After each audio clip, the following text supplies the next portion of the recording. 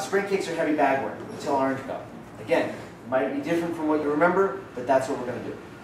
Okay?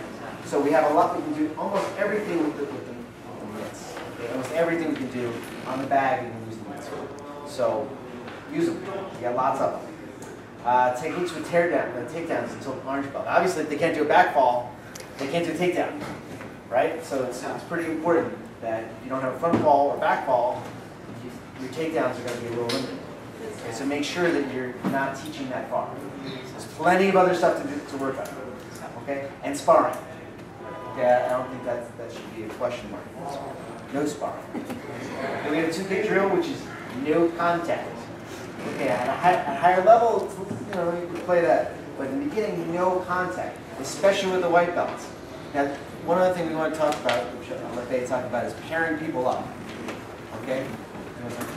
I just saw recently, brand new beginner student, like very kind of shaky, and paired with someone really intense.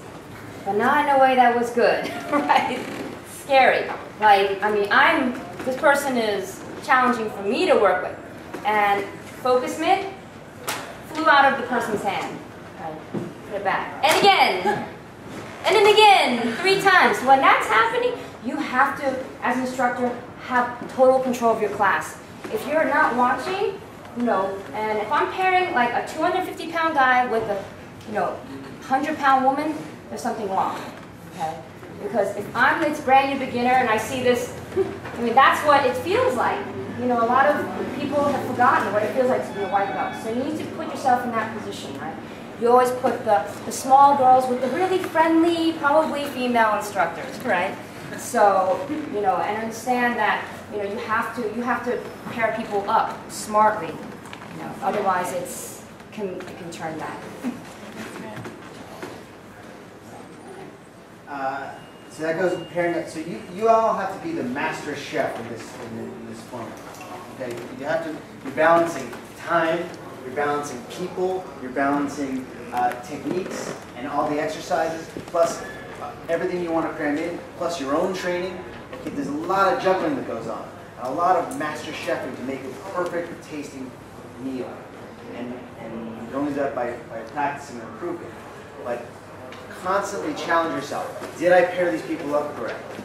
Did I make that flow nice? Did I make this person, was this person did they work out enough? Did this person work out too much? So constantly check yourself and ask and make it even better. And if you're not correcting every time, then you're not challenging yourself as the chef. Roll along.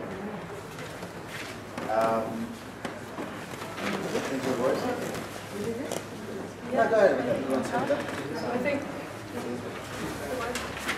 Some questions?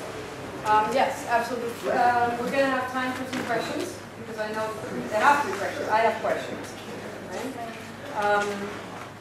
And then I do want to take, we all do want to take the time and make sure we go over introductions one more time, how to do a real basic introduction with somebody off the street that's coming in out of the dressing room with their belt dragging behind them going, we're doing, yes? So we all comfortable on how to approach somebody and make them feel comfortable. Because we can only make somebody feel comfortable if we're comfortable, right? Yes, ma'am. So, questions? Does anybody speak? That when we teach, right, the mat warm-up, okay? Can't hear you. When we teach the mat warm-up, that's my problem. I think I'm learning how to talk loud. That when you have like 4 white belts and we have higher belts, we talk about blue, red, all that. When we do we have to figure out that those white belts have to go only 1 to 3, but the higher have to keep going how far they can up to 5 to 6. Right. I can use that judgment all the time, right? Yes. Because we don't want to hurt this other white belt. You have to keep doing the same drill. White belts continue with 3. With number 1, 2, and 3, right? You can't go further than that. Right. Right. No. Right. Do you have it? What is the question? You're having trouble figuring No, out? no, no. But if that's the right way. Yes. Yes, Okay, correct. that's what I mean. That's your That's what I balance. meant. You're balancing. These guys. I balanced them. These guys have to practice this lots of times, These guys have done this lots of times. They can go a little further and practice some other Yes, things. yes. Okay, yeah. Yeah. That makes Which, by sense. the way, I get a lot of people thinking that gets boring, right? Yes. Okay, so why are we doing mat warm-up 1, 2, and 3? Why is Kirsten doing mat warm-up 1, 2, and 3? She already knows that. Why is she doing that? That makes no sense, right? Why? Preparations for our falls and for our Warm-up conditioning. warm-up.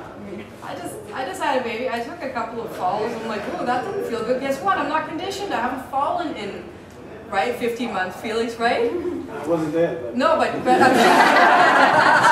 you know it wasn't pretty.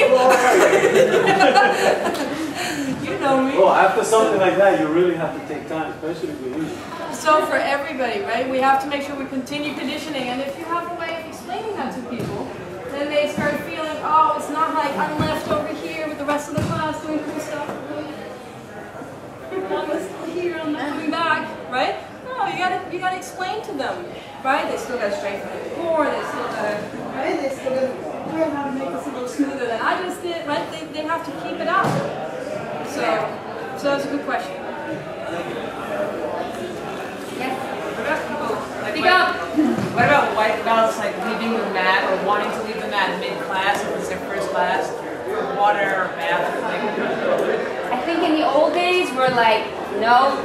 I think now, you know, I usually, for me, but that's me, I go, you know, if there's 5 minutes left, it's only 5 minutes left, if you can make it, you know, or if it's they're like dying, yes, of course. Isn't that something you could cover? They've just arrived at the first class when you're You teaching could, them the exactly. rules. Teaching them the protocols and the rules, that's one of them. And of course, if they're dying, they need to take responsibility for that and speak up. But So does anybody have an idea on how to try and prevent that? Felix? At the beginning of the class, the instructor should find out how new is new in the student. Say the white belt just started. I would go to that white belt and I would let them have it right there. Listen, this is too intense. Come to the side. Sorry, I can't hear you, Felix. Come to the side and let me know if it gets too intense for the white belt. I always let them know. Come to me, let me know. When you can't do something, let me know. So you also have to let them know to let you know. You just can't assume that they're going to do it. But they may not do it. No. And then you have to do what? Awareness, right? Yes. Then you go, okay, I told him, he knows, and now he's white and sweating and going, Yeah, but you still have right? to keep So you have to watching. make sure Yeah. you stay on them, exactly. And you take a look and you ideally preempt them falling off the mat. And you go over and go, okay, everybody at their own pace, practice how you can continue. If then necessary, get a higher rank or an assistant instructor to go with them to the dressing room. Don't let them pass out over the toilet by themselves. Got it?